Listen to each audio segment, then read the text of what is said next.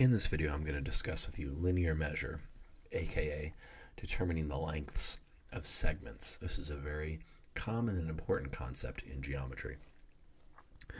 Now, the overarching principle that you'll use a lot in geometry is the idea of the part plus the part equals the whole. So in this picture down here with segments, you'll see you have the length of QR, which we write as capital Q, capital R. You'll have the length of RS, which is written by just as RS, both capital. So those two parts, if I walk from Q to R, plus if I walk the length from R to S, that is equal to walking the entire length of from Q to S. So this is the key concept. If you recognize that you have the part plus the part equals the whole, the two parts are the length from Q to R and from R to S, and those make up the whole entire segment length, which is QS. So then what we can do is we can find out missing pieces or parts. But before I do that, let's just hit up a little bit more vocabulary.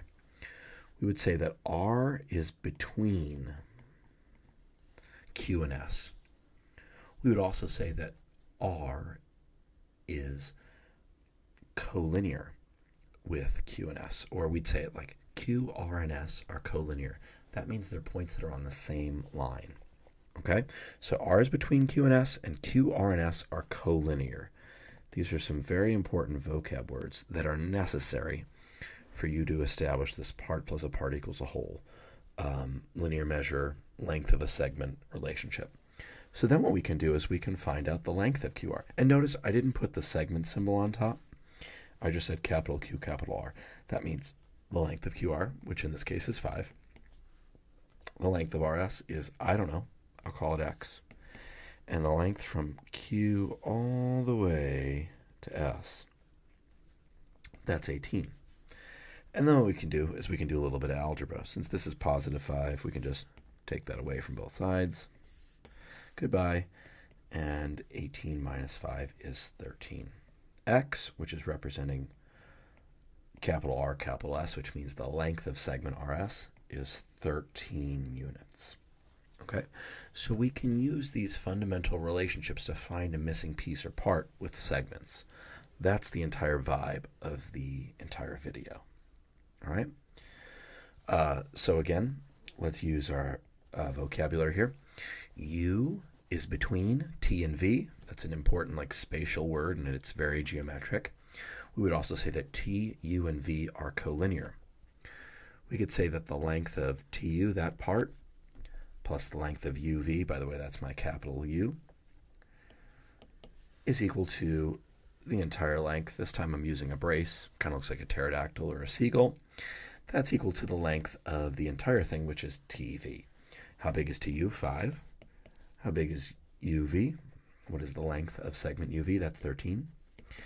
And add them together. That part plus that part equals the whole thing. TV is 18. So you can use this part plus a part equals a whole relationship to kind of figure out the missing piece, whether the piece is just a part or if the piece is the entire thing. Either way, as long as you plug in the appropriate information in the appropriate spot, like here we had a part and a part, they made up the whole thing. We were trying to figure out what the whole thing was. The whole thing measured 18 units. You can kind of just figure it out, no problem. And apparently I'm into 5, 13, and 18. All right, so there's some subtleties here with linear measure. If you say something like AB is 5, let me use another number. If we say like AB is 7, that means the length of segment AB measures 7 units. Okay, so notice how it's 2 capital letters, and I did not actually put a segment on top. If you want to talk about segments, let's say I have another thing. I'm like, oh, well, CD is 7. Okay, so the length of segment AB is 7, and the length of segment CD is 7. Well, we could say that the objects, the segments themselves, since they have the same measure, they are the same size and shape aka they are congruent. The segments, the objects themselves are congruent.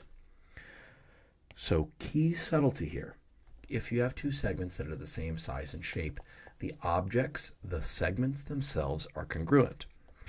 If you want to say the length of a segment, you remove the segment symbol and set it equal to a number.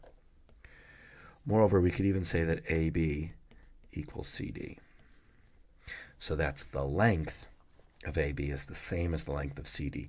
Since the lengths are the same, we can then say that the segments are congruent, or that we have congruent segments. Okay, so I want you to understand that subtlety. Again, just to reiterate that reminder right here, congruent means the same size and shape. So here we're just looking at linear measure, like measuring a segment. The segments are the same size and shape, but you can also use the congruent symbol where, let's say you have an angle that turns 13 degrees and you have an angle that turns 13 degrees. They would be the same measure, which is like the left-hand side of the screen right here. But then if we actually had 3 letters for the angles, we could say that the angles themselves are congruent because we're talking about the objects. But here we're just looking at segments. Just a little spoiler there for another video. All right. So notice we only use the object when we're talking about the object, the segment itself, when we're talking about things that are in fact congruent, meaning the same size and shape. We remove the segment symbol when we're talking about measures that are the same length, same numerical value, same amount of units in measure. Okay? So here is such an important idea that students tend to struggle with in the beginning. Here's point B. Point B is exactly in the middle between A and C. It is between A and C. It is A, B, and C are collinear, but moreover, if you walk from A to B, that length is the same as if you walk from B to C. So we would say that B is the midpoint. So you'll notice that the length of AB is the same as the length of BC. Moreover, the object, the segment itself, AB, is congruent to the segment itself, BC. That's what happens when you have a midpoint. You have two lengths that are the same, so you have two congruent segments, two segments that are the same size and shape. The objects themselves are congruent, right-hand side, and their lengths are equal. So you really got to differentiate here because there's some really important subtlety. So we say B is the midpoint of AC. We also say B bisects AC. The reason why we say bisect, bi means two, and sect means parts. B splits segment AC into two congruent parts. It's placed in such a way where it splits it perfectly. So for instance, AB could be 11 and BC could be 11. So AB is 11, BC is 11. So AB, the length of AB is the same as the length of BC. Moreover, we could say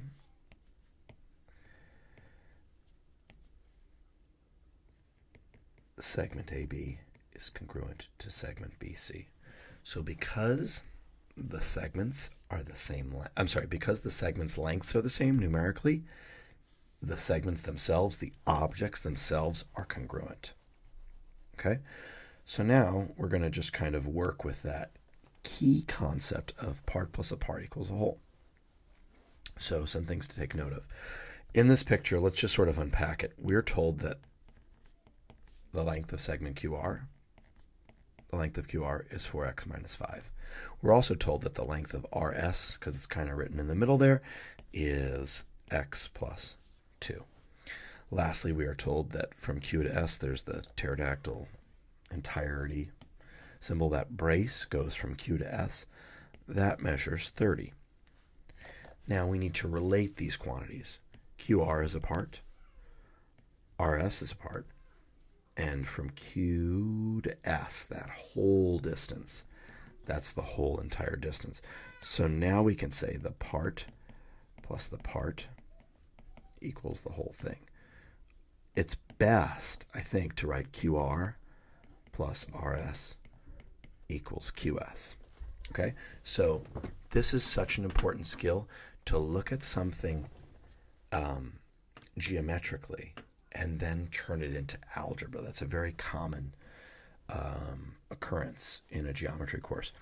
So QR plus RS equals QS. The part plus the part equals the whole. Now we can put on our algebra hats and we can combine like terms. We have 5x's minus 3 equals 30. We can add 3. 5x equals 33. We can divide by 5.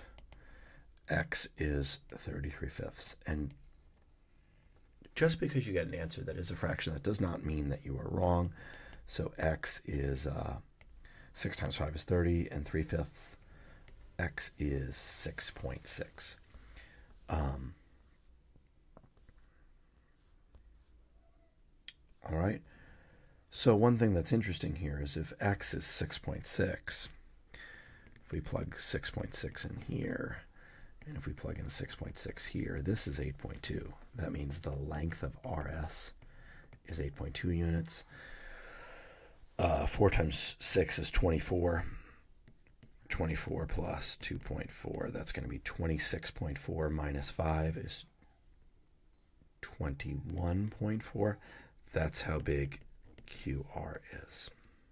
So we can say, we can also double check ourselves. So it's something had to have happened incorrectly here. QR should be, if we take our x of 6.6, we've got, that should be 8.6. And 8.6 plus 21.4 certainly makes 30, so we know we're right. Moreover, we can say with absolute confidence that R is not the midpoint of QS because R does not split line segment QS into two congruent parts. They are not the same measure. QR is substantially longer because it's 21.4 units compared to RS, which is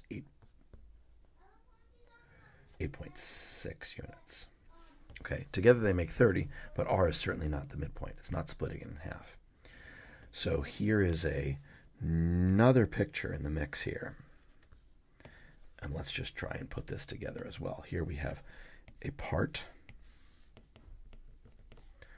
plus a part equals the whole thing. So now we can say xy, that's the length of xy plus the length of yz equals the length of xz. One part, xy, is length 3x. Yz is length 2x plus 4.